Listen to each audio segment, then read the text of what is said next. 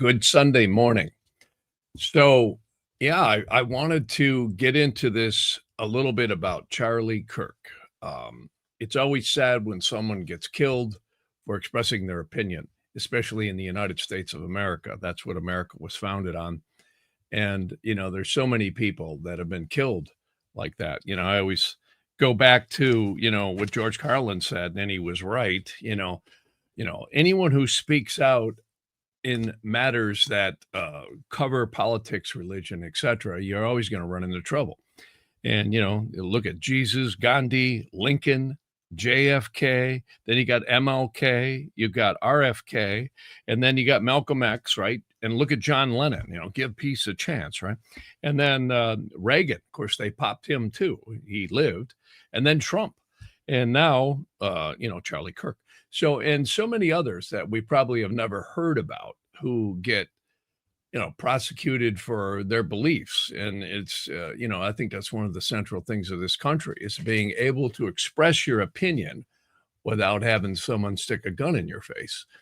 And, what struck me, I think, the most and why I wanted to talk about Charlie Kirk today is, he had such an impact on people. Interestingly enough, I didn't know much about him. My son, Aiden, comes in and goes, I really like this guy. And this was probably, I don't know, a month or two ago. And even my brother, Jim, who is, in his, I think his late 50s, early 60s. And same thing. He says, my kids just love him. And he said he liked the guy's opinions too. So I had really never listened to Charlie Kirk. So I'm kind of unbiased here. I'd seen him, with all the political campaigns and stuff with Trump, but I had never really listened to him. I didn't know much about him. Right. And I actually did just last night and today. I thought, well, I want to see what this guy is all about. And, whether you agree or disagree with him, he was a great debater. And it's interesting how the astrology mirrors that. So I got his birth chart. And I'll share this here just a little bit with you. And let me see if I can't get my screen share here to work. And what's interesting is there wasn't a time on Charlie Kirk's birth chart. Here, I'll show you here in just a minute once I get it up. So I'm going to go to his Vedic astrology. And there were some very interesting points about this. So Charlie Kirk was born October 14th, 1993, but no one had a time. So I figured, well, let me try and read his energy and see if I can come up with a time that he's born.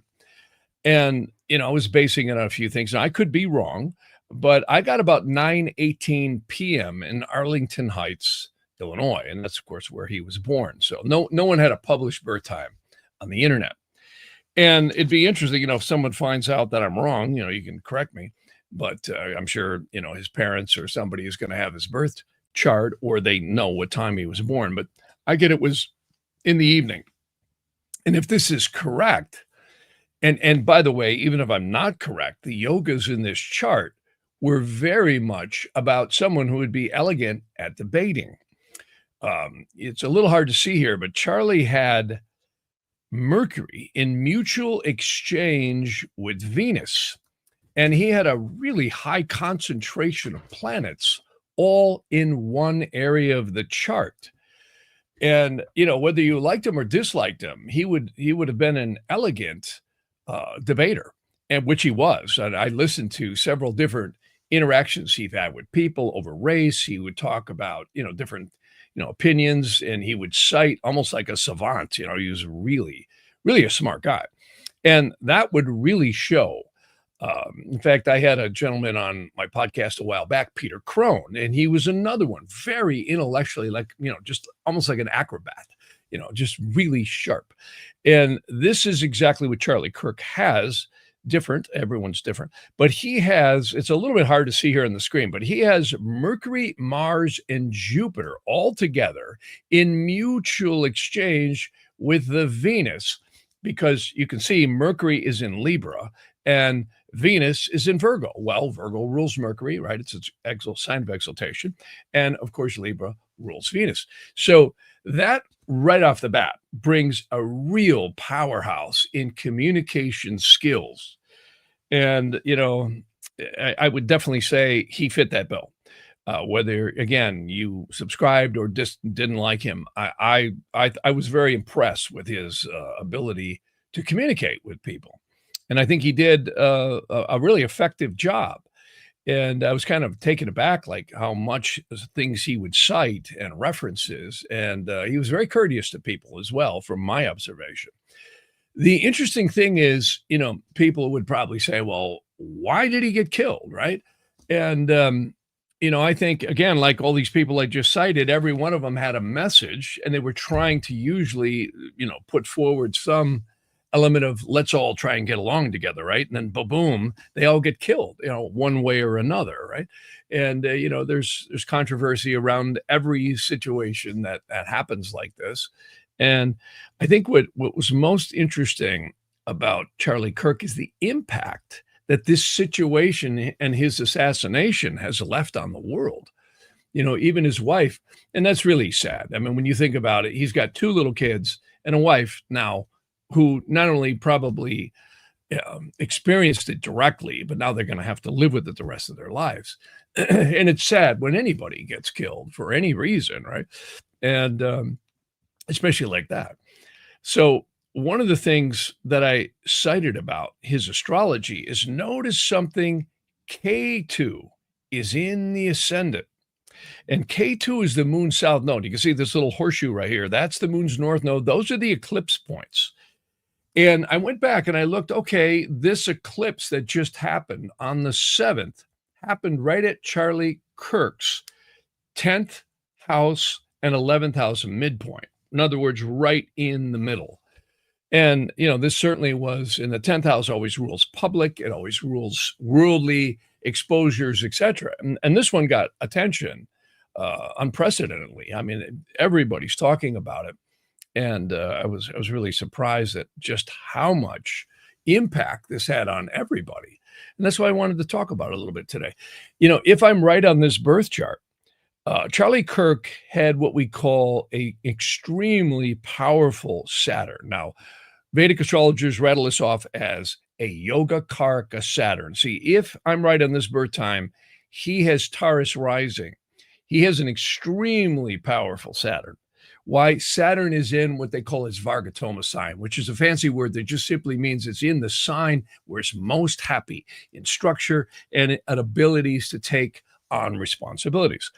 So it's very strong, and it is retrograde. You might be able to see this here on the screen. It's a little bit small, but RX means it's retrograde. But this was a stationing retrograde Saturn, meaning I think it was just like a week or so, might have been up to like 9 days, 10 days, something like that. After Charlie Kirk's birth, Saturn stationed and went direct. So anytime a planet in a birth chart is either stationing or retrograde and about to do, forward or backwards movements, it gives it a lot more power. Why? It's a lot slower.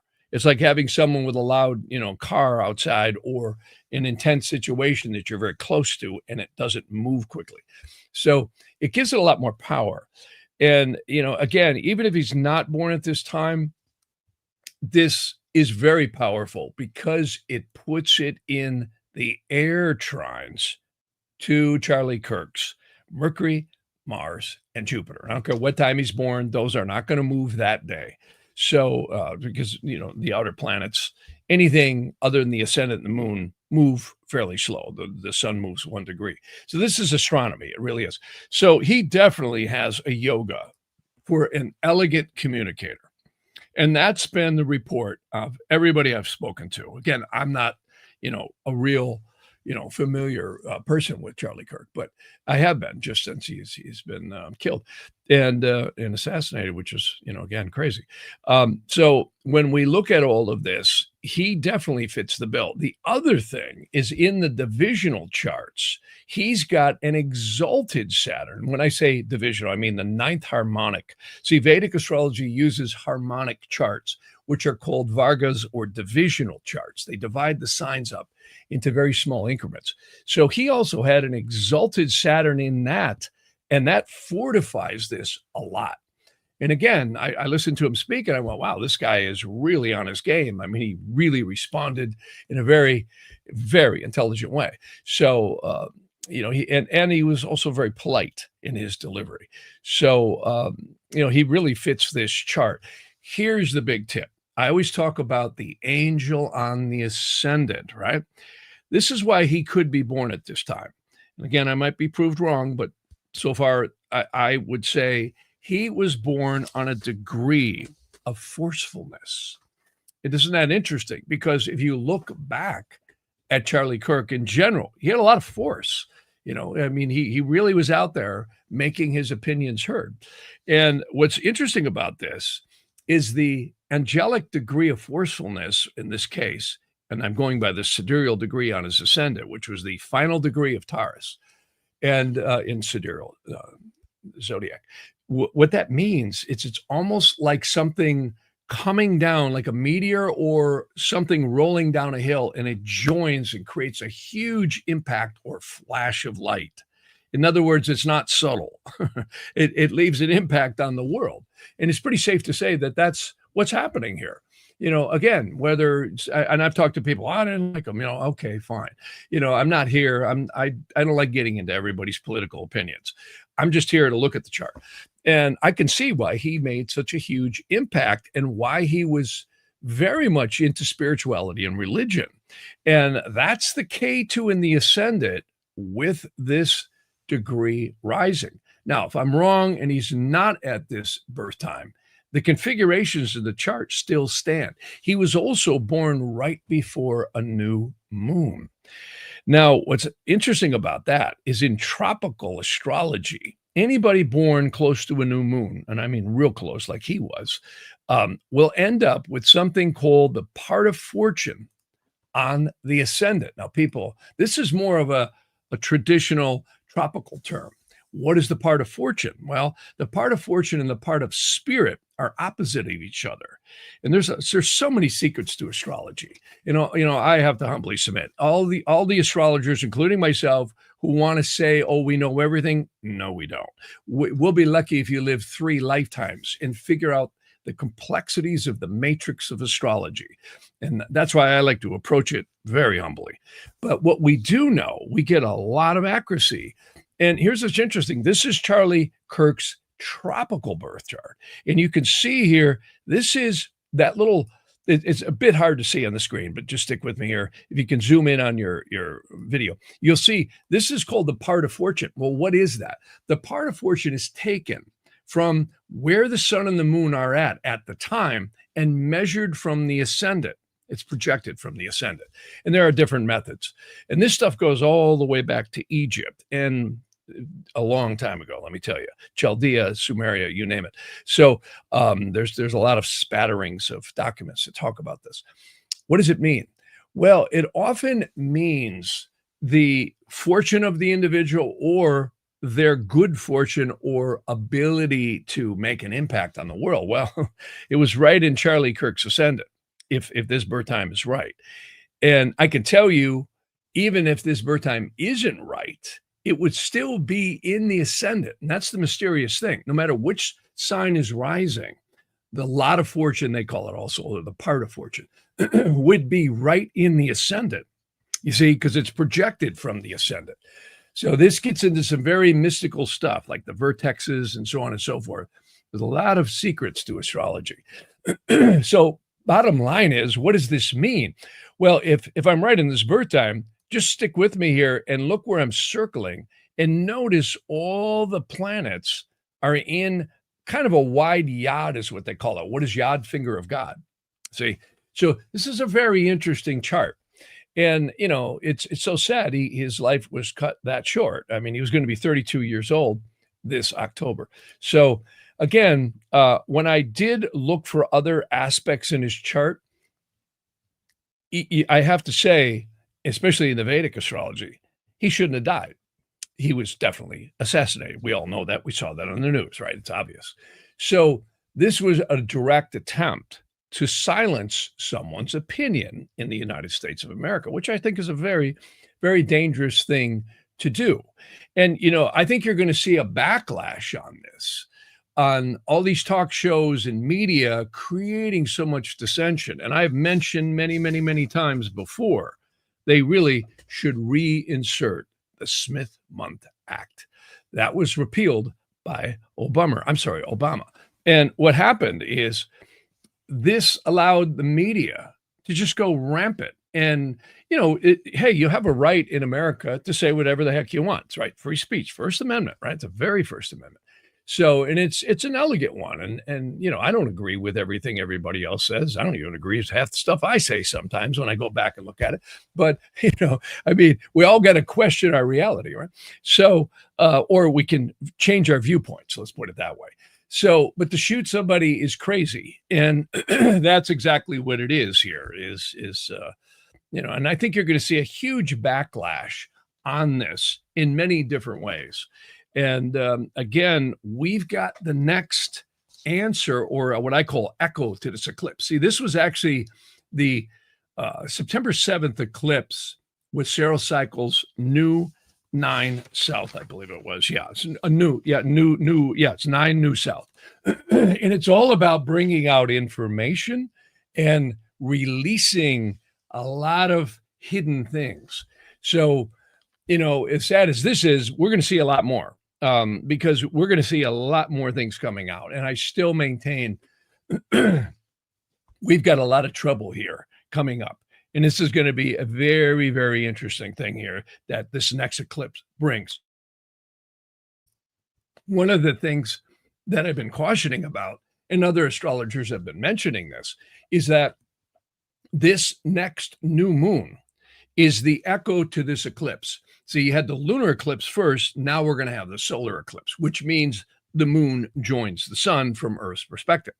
Well, that is the echo. Now, that's not going to be a full eclipse like the lunar was, because the nodes move, or better yet, you could say the Earth has moved, and so has the moon's ecliptical patterns. Got to remember, an eclipse is when the sun and the moon and the Earth align on their orbital paths, known as the ecliptics.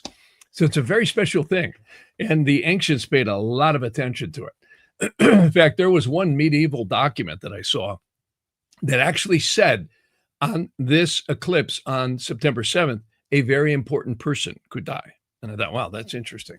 So there's a lot into eclipses, and it takes a lot of research to really come up with it all. And there's a positive element in AI in the future where we can get more conclusions quicker without all this opening up books and researching, right? So it's a lot. Anyways, what I wanted to say here is this next eclipse, which again is happening right on the 21st, the day before the fall equinox, happens on a Sun-Saturn opposition. Sun-Saturn oppositions are not fun. In fact, I've had a few clients, Jeff, why aren't you setting my gem, right? And I'm like, because I don't want to set anybody's gem between now and that Sun-Saturn opposition. See, I'm holding off. We had some good energies before that, and I got a few in there, but now don't want to have that one in there. So wait till that passes and then find good energy. So, because again, this is like casting a mold, and you concretize those energies. So this is a very dicey time coming up here. And again, look at the world. We still got, the bombs increasing over there in Ukraine. Well, we got a lot of trouble in the Middle East still with Hamas and, Gaza and Israel and all that. And God only knows what else is going to rear its head, right? Remember, I've been saying Uranus is retrograde. And what does Uranus retrograde usually represent? Dissension in the world against tyranny or suppression. And if you go back through history, you'll find that this is very much the case. About every 84 to 86 years, we get Uranus going around the solar system. Well, when it crosses over the Pleiades, which is what it's doing right now, and it's retrograde, it just went retrograde on the 5th, 2 days before the eclipse. And then it's going to sweep back over and hit Alcyon and other fixed stars. So this is powerful stuff. What does Uranus do? It's always the planet of eclectic change. It's like throwing a change grenade in the room, and hopefully it's not a real grenade, right? So, but it feels like it sometimes. It always causes either disruption or eclectic viewpoints, which bring change and rebellion against things that are usually suppressing. There's again, a lot of varied opinions on that, but that's been my observation of Uranus. It's a roller coaster ride, but in the end, it's kind of the divine's way of breaking things up and bringing in change that needs to happen. So, so anyways, on Charlie Kirk, I just want to kind of wrap up with that. He also had a really interesting thing here. Saturn was exactly opposed his Venus when this happened, and also in the sky, the sun and the south node were almost exact. So right when that happened, I believe that happened at 12:20 to 12:23 p.m. And again, it's sad when people have to see that kind of stuff all being filmed from different angles, and it's pretty graphic. And again, it shows just how human we are. There's nothing more, I think, graphic to me than seeing something living get killed like that, and in front of everybody. It's a pretty graphic thing. So, and not fun. So, anyways, in terms of him, he also had Saturn was squaring, and this is more of a tropical thing, squaring his vertex. My take is on this, he was probably taken out, because of the controversy he presented. Now, I've heard a lot of conspiracy theories, and the internet is rampant with them right now. I've heard Secret Service people talking about it. I've heard various different people coming out. I don't want to mention names. I don't want to get involved with that, but I was asked a question, and it was basically said, was there more to this than just the lone shooter on the roof, the 22-year-old? They claim there's a lot of variances here in photographs, and not so much the photographs of him, but how all this could have matriculated, the gun, where it was found, the various different opinions. And I don't want to get into that. The only thing I will say is I did cast a chart, and my conclusion is, yes, this rabbit hole goes deeper than we're probably going to get told. And of course, we've heard the same thing on other issues, 9/11, Epstein. We could go on and look at JFK. I mean, JFK, the guy gets shot from multiple angles. And then all of a sudden, the alleged perpetrator gets blown away. And then the next guy, gets blown away. So pretty wild. So, these things are deep. I think Charlie Kirk was a very strong force that a lot of people are afraid of on the other side. I'll just say that. And the chart does say, I think there's more to this, even though, I don't think it's going to get publicly disclosed. But these kinds of things, when we talk about mind control and some of the things that go on, even Princess Diana, there was a lot of controversy surrounding that. And again, I don't want to get into a conspiracy theory channel here. Not that some of them are conspiracies, but that whole term conspiracy theory was actually invented during the JFK assassination. No one had ever heard of that prior to that. So interesting stuff. So again, like I mentioned, so many great people with good messages have been blown away or killed or crucified or whatever you want to say. And welcome to the human race. That's why I call the earth the soul cauldron. And it really is. It's a big wash machine stuck on spin cycle. And it seems like the detergent in the water is the egos and everybody's varied opinions. And this is nothing new. It's been going on for a long time. I actually think this is going to solidify him and his messages so much stronger. It might actually have the opposite effect of what was intended here, to silence him. And, everybody's been saying that. So anyways, a lot of people are saying here, it doesn't make any sense. The shooter disassembles the weapon and then was rewrapped. And, I think it's all about changing in the midterms. There's definitely something going on here. I will say that. I don't want to get on my podcast and give you my personal opinion, but I will tell you that the chart, and that's all I'm doing. I just look at the chart and say, okay, is there any truth to some of these theories? It definitely shows something very hidden was behind this. It didn't just happen. And I'm not saying that this guy didn't do it, but I am saying that there's some secrets going on that will probably not get disclosed. And, it's not going to bring Charlie Kirk back. I'll tell you that. So, but, again, his message lives on. When someone gets martyred like that, it always happens. Look at John Lennon, same thing. MLK, RFK and Malcolm X. They all their messages actually became more ingrained in society. And, on a spiritual level, I always say no one really dies. Even though we can't hear Charlie Kirk and all these other people who have passed on, they're still there. You got to remember, our lower conscious mind is wired to the three-dimensional five-sense world, even though it's many more dimensions than that. Again, this lower conscious mind, that's the mark that makes us forget, is very wired. And that gets into this whole realm of all of us being more aware of the programming that we can all receive from this world and keeping a more objective mind. And of course, this is what many of the religions talk about: your conscience, right? Your common sense center line, which really can be evaded very easily by the programming of this world. And it's so interesting. My brother has his daughter, which is my niece, has a hair salon, and he's telling me he goes in there from time to time, and he says these people are in cubicles, right, getting their hair done, right, the hairdressers, and they're all arguing over politics, and they can't even see each other.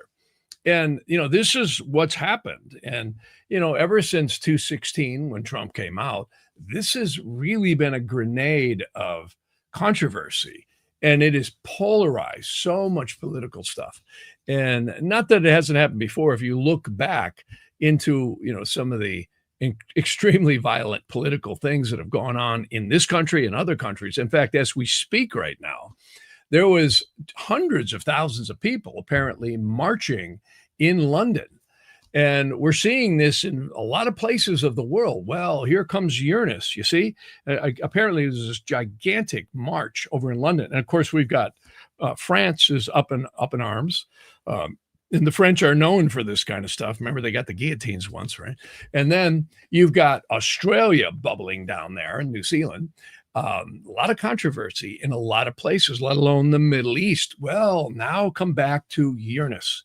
Uranus is the stir. It really is the big canoe paddle in the soul cauldron, and it stirs things up. And this is where we're at. And, this is going to be very interesting. The owners want to get World War III going. This is, again, the push towards, the never-ending cycles of humanity. I don't think we're ever going to see a world war like we saw in World War II, and I hope I'm right about that. I think we might be in one right now. And a lot of the war is a psyops on your mind. And this is interesting stuff because, again, there's an old saying, people go crazy in congregations, they get better one by one. It's all an inside job. And I think there's a lot of truth to that. I really do. And it's always important. If you don't like somebody's opinion, great. You're entitled to your own, right? Doesn't mean you do this. So, and I think, as we see the consequences of this, and you're going to see a lot of trouble here coming up as Trump moves in to these sanctuary cities. They're going to push back hard. And, there's a lot of cells planted in this country. Again, as I've said, I'm surprised we did not see more domestic major violences or events than we have. And I'm glad we haven't. And I hope we don't. But, with Uranus going retrograde and all these energies coming in here as we start moving into the fall, it's a dangerous time. And let's hope nothing happens, but it could, especially with this new moon eclipse on a Sun-Saturn opposition. That's a very charged energy. And this is, again, gonna pull us in. On the flip side, though, I am seeing this is a time when good and evil are really pushing. And that's kind of more what Uranus really seems to do. And, it seems to stir that whole dynamic between good and evil in a very powerful way. So we'll see what happens. So, Yeah, a lot of people are mentioning a lot of things, um, about the mind and, yeah, various things, and clearly, it's all a battle for your mind, you know? I always go back to the album Dark Side of the Moon, which was, probably one of the most prolific records ever put out in the '70s, and it was actually a play, and it was about the insanity that Syd Barrett had gone through, which was the original lead guitarist and singer for Pink Floyd. And of course, then David Gilmour came in. But if you listen to the words of that song, especially Us and Them, Money, and all the issues addressed, particularly, I love the last two songs, right? The Lunatic is in the Grass, talking about the control on your mind, right? And then the final thing is all that you touch, all you see. It's really a prolific record. It's I've never heard another record like it in so many ways. And you know, that's why it still, I believe, holds the record. And if it doesn't, it's real close to it for the longest selling record in the history of records being sold in terms of an album, right? Not a song, but a whole album. And that album was actually done, to my understanding, as a play. That Pink Floyd actually put that on as like an kind of an orchestral play, and you could hear it. It's kind of unlike any other record, and there's a bit of a morbidness to it. And I think the reason that there is because it shines the light on humanity's insanity. Even though the record, you know, it was written about Syd Barrett, and that's what it's about. But see, at the end, it says, if the band you're in starts playing different tunes, I'll see you on the other side of the moon. But it's really a much broader, more intelligent record than that. And I remember when that record came out, I was sitting in front of the hi-fi, and I'm with a friend, two friends, and one of them had just graduated from the Berklee College of Music here in California. We just looked at each other and said, who in the hell did this? You know, this is an incredible record. And the message, the underlying message, is the insanity of humanity. And, you know, that's what George Carlin was always pointing out.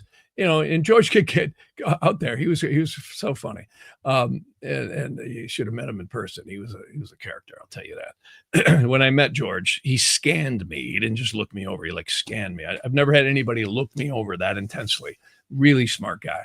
And George's whole, I think, comedy routines, as he got more developed near the end of his life, was pointing out the insane irony of humanity.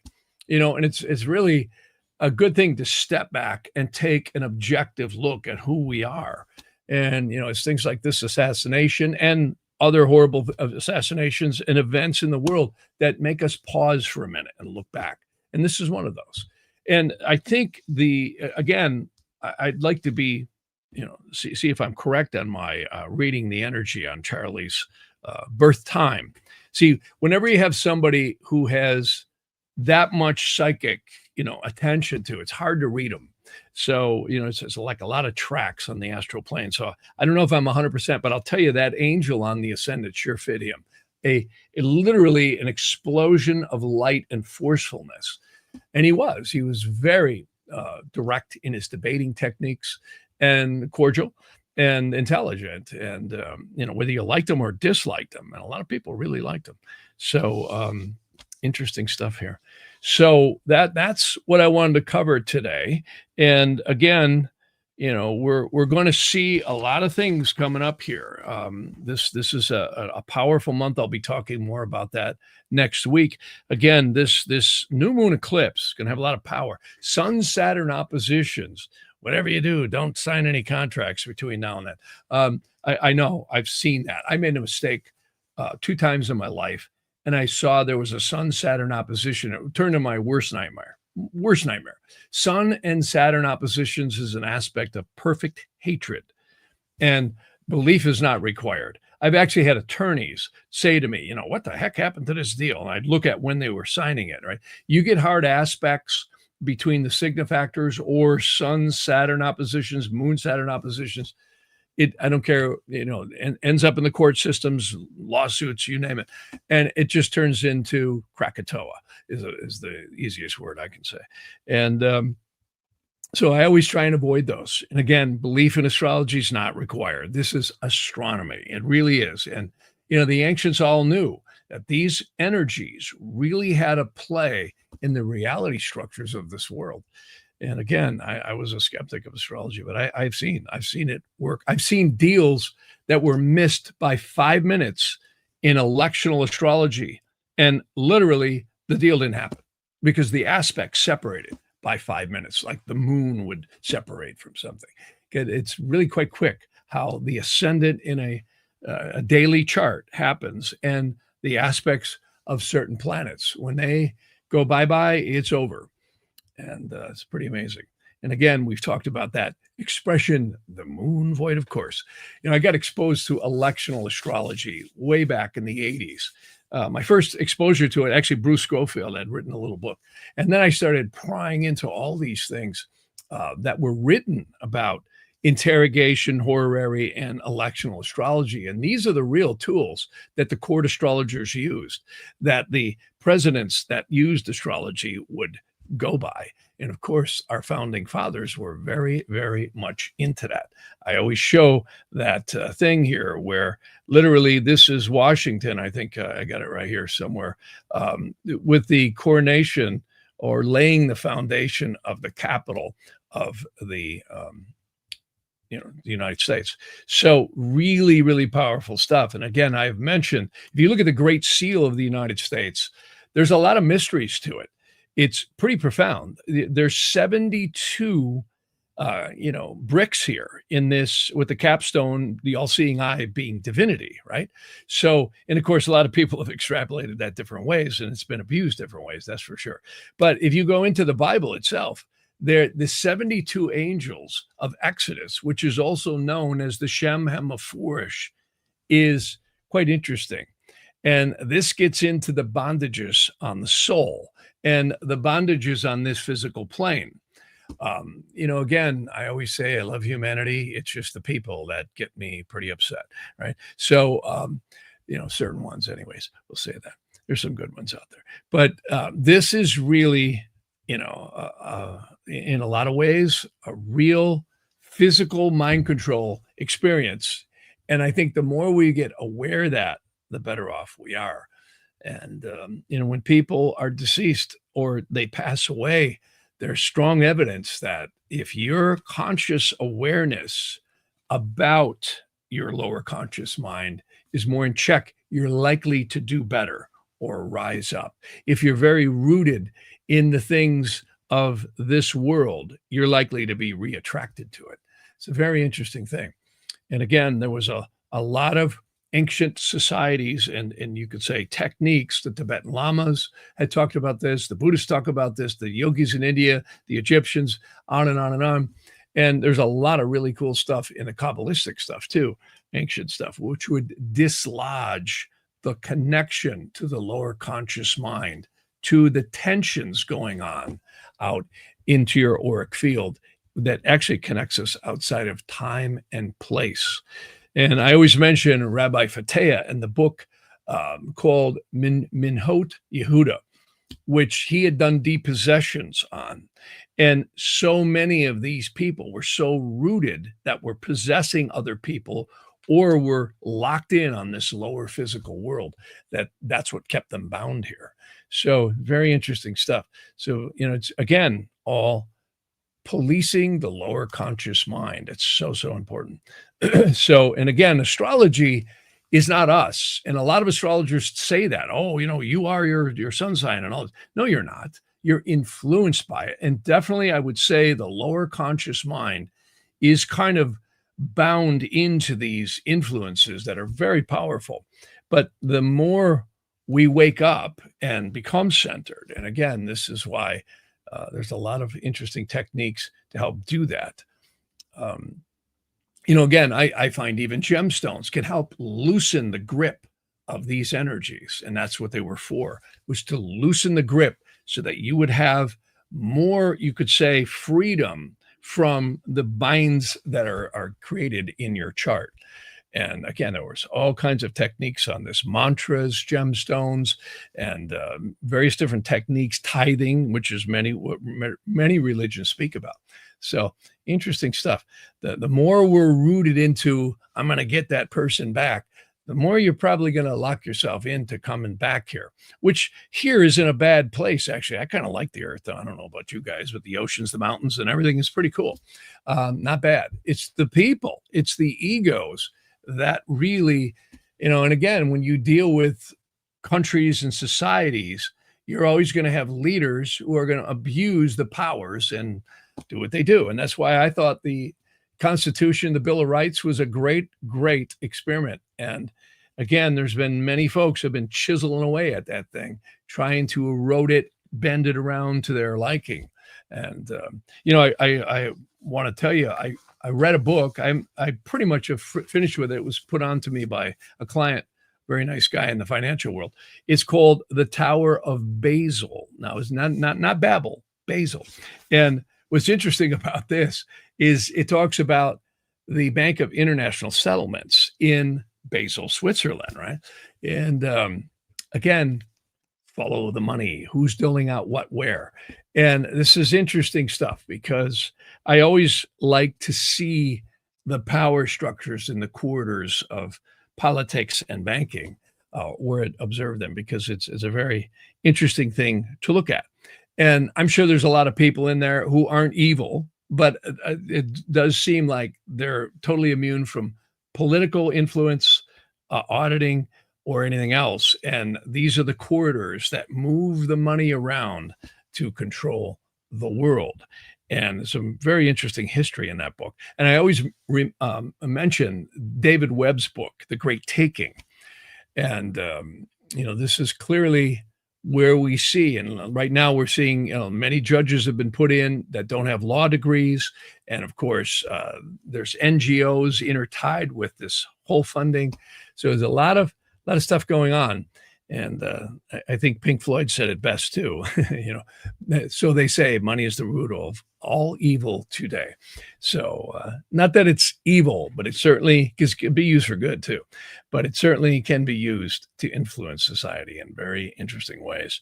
So anyways, there's a lot of great comments here. Again, I can't stay too long here today. I've got, again, another day. I got a lot of stuff I got to get done. But I think a lot of people are mentioning here, Charlie Kirk was probably a very dangerous individual because of his opinions and his debating skills, So they're really interesting stuff. So anyways, so I would say that, again, this is the eternal fight between consciousness, good and evil. It really is, and it never ends. And I think, again, I always tell people, read that book, The Magus of Strovolos, if you haven't read it. It's absolutely an incredible book. I love that book. And it addresses all these things that we create around our auric field, which is what they call thought form elementals. Now, a psychiatrist, psychologist is going to call that your opinion, right? Or your ingrained habit patterns. They're the same thing.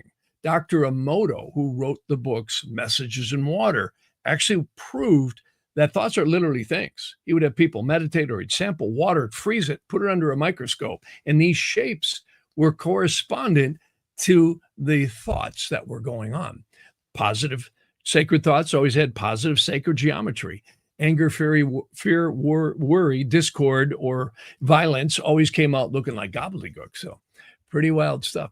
And this is something to be aware of. Your thoughts have power. And we see, again, never before, at least in modern history, have we seen the social media, the media, and the exchange of information like this. And it really stirs the pot a lot with egos and anger and opinions. Everybody's got an opinion, right? Everybody, well, I believe this, I believe that, and I there's nothing wrong with that. I'm not here saying anything about that, but we do have to objectively question our emotional engagement to certain things, right? So, and that's not an easy one to deal with. And especially when it involves loved ones or something we're emotionally attached to. I have a good attorney friend. He always said to me, "There's one phrase I love to hear, but it's the principle." He knows that person's going to spend a fortune on that lawsuit because they're angry, they're emotionally engaged, and they're going to spend money. So this is what the fighting's all about, as Pink Floyd had said in the song "Us and Them." So listen to that song sometime and read the words. So, and again, I'm not supporting Pink Floyd or anything. I'm just saying that particular album was quite profound in the lyrics and what it delivered. I know there's a lot of controversy today with the bass player and all that, and I'm not going to get into that. I have no opinion about that, but I'll just say that that particular record really, like George Carlin, addressed a lot of interesting viewpoints on the irony of society in the world. So interesting stuff. And that's the Kalasarpa Yoga, the never-ending loop of time in the physical realms. By the way, I did look at Charlie Kirk on that. He started Turning Point USA almost precisely when he moved into a Libra Kalachakra Dosha. So if this birth time's right, it does fit a lot of things. I'll say that. And Turning Point, I think he started this like 2012, 2013, something like that. I don't have the exact history, but I'd read something close to that. And it's interesting how that Kalachakra Dosha fit that. And it would be a time when he would just explode in his ability to create debate and opinions. Like he's pretty much done. So anyways, he also did have some solar arcs that were pretty prominent. Again, he shouldn't have died. He was assassinated, obviously, right? We all saw that. But what's interesting about that is this is what's happened to so many others who convey a message that may be inconsistent with the narrative that wants to be put out. So anyways, a lot of great comments here, and I appreciate them all. And yeah, a lot of people are talking about money here. Yeah, no question. We all are bound to the issues of money, aren't we? Call me on the first of the month. So yeah, we all are dragging that box of rocks up the hill without wheels, right? It's just the way it is. But it's interesting in astrology how I see certain yogas for wealth, and these people just are gushing money. So it's literally a matrix here. It really is. I always say, forget Trinity, Neo, and Morpheus. This is the true matrix here, and the yogas are quite interesting. Someone's making a comment here. It says, when evil makes the world go round for some. Yeah. Well, I always talk, I'll take 1 second here and then I got to go. But this is an interesting viewpoint. And I want to bring this up one more time because I'd done this last time. And this diagram right here, which I refer to a lot, last podcast, I had mentioned I had modified this, and again, no matter what your opinion of divinity is or creation, God, what have you, it certainly seems to be above creation. It's outside of our, you could say, analysis. It's a divine force that rains down in the creation, and our souls are believed to be created right here. Well, what's interesting is this big red line, this big heavy dash line, is kind of where the material realms start. And again, I've mentioned this many times. All of the religions, not all, but most, talk about this war in heaven. Of course, in the West, we have the Garden of Eden story. But if you read the Bhagavad Gita and many other texts in ancient societies, they talk about the same conceptual war that's been going on. Well, here's what's interesting. If you examine matter itself, even from a left brain scientific physical standpoint, all matter is made up of energy. It is positive and negative charges. Look at the atom, right? And of course, you have protons, electrons, neutrons, all this stuff, right?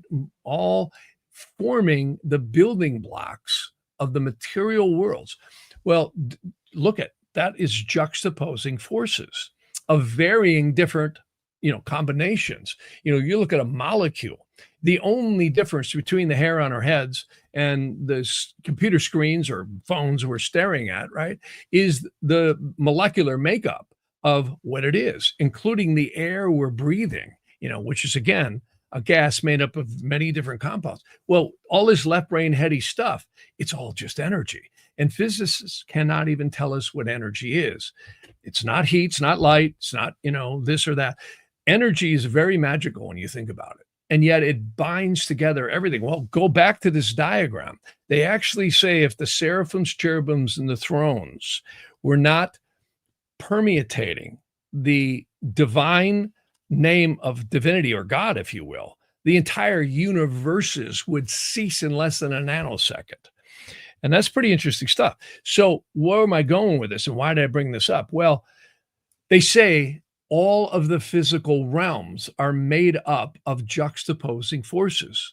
Just like a Star Trek series, you're probably going to find anywhere you'd go in this universe or any of the multiverses, you're probably going to find some element of good and evil. It is said in the Vedas, which is quite interesting, that everything under the heavens will be born, grow, mature, experience atrophy, and it will die in the physical realms. That's the Kala Chakra Dosha, which is, again, one of the most ancient and interesting types of Vedic astrology I've ever studied. And it's pretty amazing.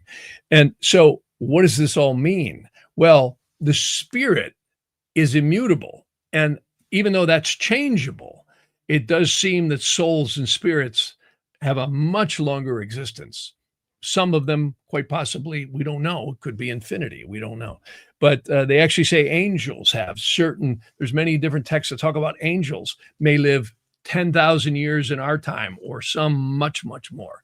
There's all these different hierarchies of angels in these worlds of Absolute, Braya, and Yetzirah, and Asaya, including this material world.